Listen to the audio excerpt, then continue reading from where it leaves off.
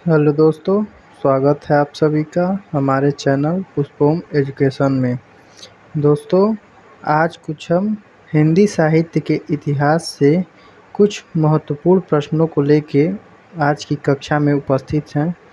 ये जो प्रश्न हैं, यह सारे प्रश्न हिंदी साहित्य के इतिहास से हैं।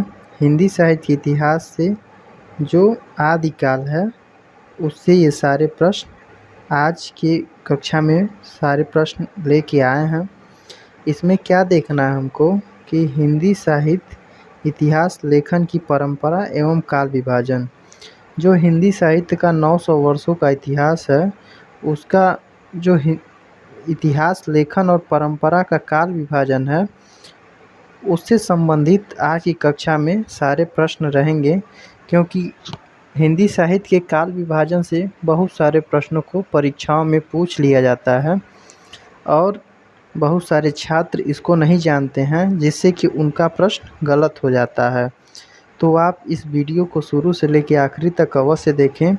ज़्यादा से ज़्यादा लोगों तक शेयर करें, लाइक करें, कमेंट करें। चूँकि बहुत दिनों से हमारे छात्रों के अनुरोध पर इस वीडियो को बनाया गया है। कि बहुत दिनों से छात्र अनुरोध कर रहे थे कि सर हिंदी साहित्य के इतिहास का एक प्रैक्टिस सेट करा दीजिए, जो कि परीक्षाओं में बहुत तेज़ी से पूछता है। जैसे यूपी टीजीटी पीजीटी की परीक्षाएं हुई और नेट जेआरएफ की परीक्षाएं हुई, इन सभी परीक्षाओं में यह प्रश्न अवश्य पूछता है और निश्चित रूप से ये वीडियो आपकी परीक्षा में बहुत सहयोगी होगा और सहायतापूर्ण होगा। तो आप इस वीडियो को शुरू से लेकर आखिरी तक अवश्य देखें। आइए हम पहले प्रश्न की चर्चा करते हैं। पहला प्रश्न क्या है? साहित्य के इतिहास के लिए दर्शन संज्ञा का प्रयोग किस विद्वान ने किया? देखिए यहाँ पे कितनी अच्छी चीज़ पूछ रहा है। दर्शन संज्ञा का प्रयोग किस विद्वान ने किया? तो यहाँ पे 4 ऑप्शन दिए गए हैं, 4 विकल्प हैं। पहला है ग्रियर्सन, वोल्टेयर, डॉक्टर नागेंद्र और आचार्य रामचंद्र शुक्ल। तो आप ध्यान से देखेंगे कि आचार्य रामचंद्र शुक्ल के जो पुस्तक है, उससे बहुत सारे क्वेश्चन बनते हैं और आचार्य शुक्ल की बहुत सारी कोटेशन को भी पूछा जाता है। तो इसमें आपको सही आंसर करना है कि साहित्य के इतिहास के लिए इतिहास दर्शन संज्ञा का प्रयोग किस विद्वान ने किया? तो इसमें जो सही आंसर है वो हो जाएगा वोल्टेयर। वोल्टेयर इसका सही आंसर हो जाएगा। फिर हम इसके आगे के प्रश्न को देखेंगे और एक एक प्रश्न को बहुत बारीकी से समझते हुए आगे बढ़ेंगे। अगला प्रश्न दिया है, हिंदी साहित्य के इतिहास लेखन का सर्वप्रथम प्रयास किस विद्वान द्वारा किया गया? हिंदी साहित्य के इतिहास लेखन का सर्वप्रथम प्रयास किस विद्वान द्वारा किया गया? आप प्रश्न को बहुत ही सावधानी पूर्वक पढ़ेंगे और एक एक शब्दों को ध्यान से देखेंगे, ताकि कहीं कोई त्रुटि न हो और हमारा कोई क्वेश्चन गलत हो। तो इसका ऑप्शन देखेंगे, दिया है ग्रियर्सन, गारसा दत्तारसी, नलिन विलोचन शर्मा और सिंह सेंगर। इसमें जितने भी ऑप्शन में जितने भी नाम हैं, इन सारे लोगों ने हिंदी साहित्य के इतिहास को लिखा है। लेकिन हमारा जो प्रश्न है वो पूछ रहा है कि हिंदी साहित्य इतिहास लेखन का सर्वप्रथम प्रयास किस विद्वान द्वारा किया गया। यानी यहाँ पे पूछ रहा है कि सर्वप्रथम हिंदी साहित्य के इतिहास का जो लेखन था वो किसने किया। तो आप सभी को निश्चित रूप से पता होगा, जो भी लोग यूपी टीजीटी पीजीटी या फिर नेट जेआरएफ की तैयारी करते होंगे, तो उन्हें पता होगा कि हिंदी साहित्य के इतिहास का सर्वप्रथम लेखन का प्रयास गारसा दत्तासी ने किया। तो इसका जो राइट आंसर होगा वह हो जाएगा गारसा दत्तासी। आप सभी लोग गारसा दत्तासी के पुस्तक का नाम कमेंट में अवश्य बताएंगे और वो पुस्तक कब प्रकाशित हुई इसको भी आप अवश्य बताएंगे। फिर हम अगले क्वेश्चन पे चलते हैं।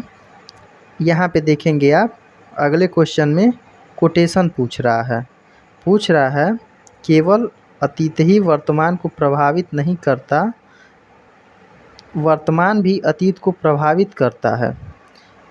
इतिहास लेखन के प्रयोजन के संदर्भ में यह उक्ति किसकी है।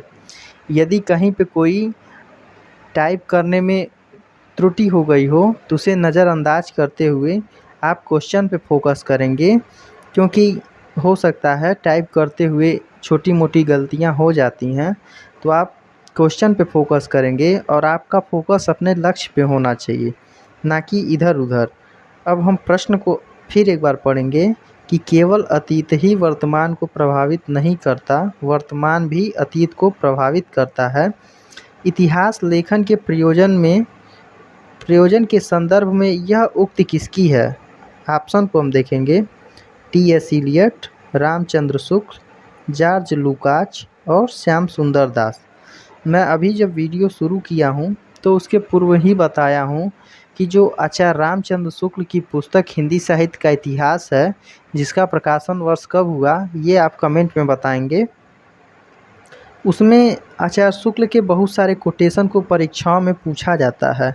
अब यहाँ पे यह एक कन्फ्यूजन भी क्रिएट कर सकता है, लेकिन जो भी बच्चे इस हिंदी साहित्य के इतिहास को अच्छे से पढ़ेंगे उन्हें पता चल जाएगा कि केवल अतीत ही वर्तमान को प्रभावित नहीं करता, वर्तमान भी अतीत को प्रभावित करता है। यह कोटेशन किसका है, तो यह कोटेशन टी.एस. इलियट का है। यह कोटेशन टी.एस. इलियट का है।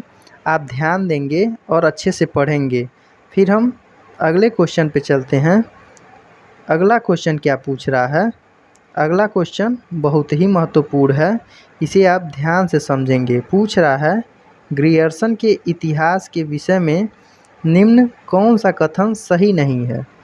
यहाँ पे आप देख रहे हैं कि ग्रियर्सन के विषय में पूछ रहा है। चूँकि आजकल जो भी चीज़ें पूछी जा रही हैं तो वह तो पूछी जा रही हैं विकल्प के रूप में, लेकिन आपसे पूरी जानकारी ले ली जाती है। यदि आप उस चीज़ को अच्छे से नहीं जानेंगे और अच्छे से नहीं पढ़ेंगे तो आप प्रश्न का आंसर नहीं दे पाएंगे। यहाँ पे ग्रियर्सन के बारे में पूछ रहा है, उनके इतिहास के बारे में पूछ रहा है। ग्रियर्सन के इतिहास का नाम है the modern vernacular literature of Hindustan. तो ग्रियर्सन के इतिहास के विषय में पूछ रहा है, तो ऑप्शन को हम लोग पढ़ेंगे, बहुत ही बारीकी से ऑप्शन को पढ़ेंगे। पूछ रहा है, पहला ऑप्शन दिया है कि ग्रंथों को कालखंड में विभक्त किया गया है। फिर कह रहा है प्रत्येक अध्याय काल का सूचक है। फिर अगला ऑप्शन कह रहा है कि इस ग्रंथ के आधार स्रोतों का उल्लेख किया गया है। और आखिरी ऑप्शन कह रहा है कि काल विभाजन नहीं किया गया है। तो अब फिर हम प्रश्न को एक बार पढ़ेंगे कि ग्रियर्सन के इतिहास के विषय में निम्न कौन सा कथन सही नहीं है। यहाँ नहीं पे आप फोकस करेंगे, नहीं पूछ रहा है। तो ऑप्शन ग्रंथों को कालखंड में विभक्त किया गया है, सही है। फिर पूछ रहा है प्रत्येक अध्याय काल विशेष का सूचक है, ये भी सही है। इस ग्रंथ के आधार स्रोतों का उल्लेख किया गया है, ये भी सही है। और इसमें कह रहा है काल विभाजन नहीं किया गया है, यह गलत है। यानी यह ऑप्शन क्या है, गलत है। और ग्रियर्सन के इतिहास के विषय में कौन सा कथन सही नहीं है, तो काल विभाजन नहीं किया गया है, यह सही नहीं है। तो ऐसे ही प्रश्न आपसे परीक्षाओं में पूछे जाएंगे कि मात्र एक तथ्य से आपसे संपूर्ण जानकारी ले ली जाएगी। फिर हम लोग अगले क्वेश्चन पे चलते हैं। अगला क्वेश्चन भी महत्वपूर्ण है। पूछ रहा है कि 84 वैष्णवन की वार्ता, 252 वैष्णवन की वार्ता, भक्तमाल आदि को निम्नलिखित में से किस तत्व के अभाव के कारण साहित्य का इतिहास नहीं माना जा सकता। इसमें पूछ रहा है कि 84 वैष्णवन की वार्ता, 252 वैष्णवन की वार्ता, भक्तमाल आदि को निम्नलिखित में से किस तत्व के अभाव के कारण साहित्य का इतिहास नहीं माना जा सकता। तो आप ऑप्शन को बहुत बारीकी से पढ़ेंगे। पहला ऑप्शन है कालक्रम एवं संबत, युगीन चेतना, प्रवृत्ति विश्लेषण, उक्त तीनों के अभाव के कारण। तो यहाँ पे जो सही उत्तर होगा, यहाँ पे सही उत्तर होगा उक्त तीनों के अभाव के कारण इसको इतिहास ग्रंथ नहीं माना जा सकता। यानी इसमें कोई ऑथेंटिक कालक्रम एवं संबद्ध नहीं है, युगीन चेतना नहीं है और प्रवृत्ति विश्लेषण, इन तीनों का अभाव इन जो ग्रंथ दिया गया है इसमें इन तीनों का अभाव है, जिसके फलस्वरूप इसे साहित्य नहीं माना जा सकता। फिर अगले क्वेश्चन पे हम लोग चलते हैं। अगला क्वेश्चन दिया है कि हिंदी साहित्य का इतिहास लेखन परंपरा के प्रवर्तन का श्रेय जाता है। हिंदी साहित्य इतिहास लेखन की परंपरा के परावर्तन, यहाँ पे परावर्तन शब्द को ध्यान देंगे और कह रहा है उसका श्रेय जाता है। पहला ग्रियर्सन, फिर अगला ऑप्शन है शिव सिंह सेंगर को, फिर तीसरा ऑप्शन है गारसा दत्तासी और चौथा ऑप्शन है आचार्य रामचंद्र शुक्ल को। तो हिंदी साहित्य इतिहास लेखन की परंपरा के परावर्तन का श्रेय किसको जाता है? तो यहाँ पे जो सही आंसर है गारसा दत्तासी को जाता है, क्योंकि हिंदी साहित्य की परंपरा में साहित्य लिखने का सर्वप्रथम प्रयास गारसा दत्तासी ने किया था। तो यहाँ पे जो सही आंसर होगा वह गारसा दत्तासी होगा। आपसे परीक्षाओं में इसी प्रकार के क्वेश्चन पूछे जाते हैं, तो आप इन सारे प्रश्नों को ध्यानपूर्वक देखेंगे और अच्छे से देखेंगे ताकि माइंड में सेट हो जाए, और ज्यों ही परीक्षाओं में आपको ये क्वेश्चन मिले तुरंत आप उस क्वेश्चन का आंसर करके आएँ। फिर अगले क्वेश्चन पे हम चलते हैं। यहाँ पे देखिए सन पूछ रहा है कि शिव सिंह सेंगर द्वारा रचित साहित्य का इतिहास शिव सिंह सरोज किस वर्ष में प्रकाशित हुआ। यहाँ से आपको दो क्वेश्चन मिल गया कि शिव सिंह सेंगर द्वारा रचित हिंदी साहित्य का इतिहास शिव सिंह सरोज किस वर्ष प्रकाशित हुआ। यानी जो शिव सिंह सेंगर हैं उनके इतिहास का नाम है शिव सिंह सरोज, और इसका प्रकाशन वर्ष पूछ रहा है। तो इसका प्रकाशन वर्ष ऑप्शन में हम देखेंगे, पहला है 1850, दूसरा ऑप्शन 1873, तीसरा ऑप्शन 1863 और चौथा ऑप्शन है 1883। तो इसका जो सही आंसर होगा वह होगा 1883। शिव सिंह सरोज ग्रंथ का प्रकाशन 1883 ईस्वी में होता है। आप इसको भी ध्यान रखेंगे। फिर हम अगली क्वेश्चन पे चलते हैं। यहाँ पे आप देखेंगे कि पूछ रहा है कि मिश्र बंधु विनोद ग्रंथ में कितने कवियों का विवरण दिया। मैं आपसे शुरुआत में ही कहा हूँ कि एक तथ्य के माध्यम से आपसे संपूर्ण जानकारी ले ली जाती है। अब जब तक आप मिश्र बंधुओं के बारे में नहीं पढ़ेंगे तो आप इस प्रश्न का आंसर नहीं कर पाएंगे। पूछ रहा है मिश्र बंधुओं ने मिश्र बंधु विनोद, यानी मिश्र बंधुओं का जो इतिहास ग्रंथ है वह है मिश्र बंधु विनोद। इस ग्रंथ में कितने कवियों का विवरण दिया गया है? कह रहा है 4500 लगभग, 4000 लगभग, 1000 लगभग और 5000 लगभग। तो इसका जो सही आंसर होगा वह होगा कि लगभग 5000 कवियों का विवरण इन्होंने अपने इतिहास ग्रंथ में दिया है। और मिश्र बंधु का प्रकाशन पहले 3 भागों में होता है। कब होता है? 1913 में। फिर इसका जो चौथा भाग प्रकाशित होता है वह होता है 1934 में। इस सन को भी आप लोग याद रख लेंगे, क्योंकि ये सन भी परीक्षाओं में पूछा जा सकता है, इसलिए इस सन को भी आप याद कर लेंगे। और इसमें लगभग 5000 कवियों का विवरण दिया गया है। फिर हम अगले क्वेश्चन पे चलते हैं। अगला क्वेश्चन पूछ रहा है कि यहाँ पे देखिए पूछ भी लिया, मिश्र बंधु विनोद के प्रथम 3 भाग कब प्रकाशित हुए। तो अभी इसके पूर्व वाले प्रश्न में मैं बताया हूँ कि इसका जो मिश्र बंधु विनोद का जो प्रथम 3 भाग का प्रकाशन हुआ वह होता है 1913 ईस्वी में। तो निश्चित रूप से यह जो प्रैक्टिस सेट है वो आपके लिए लाभदायक साबित होगा। आप ध्यानपूर्वक इसे देखेंगे और ज़्यादा से ज़्यादा लोगों तक शेयर करेंगे, क्योंकि ज्ञान कहीं से मिले उसे अर्जित करना सीखिए। हो सकता है कि इस वीडियो में से कुछ प्रश्न आपको परीक्षाओं में मिल जाएं, जिससे कि आपको यह वीडियो देखना सफल माना जाए।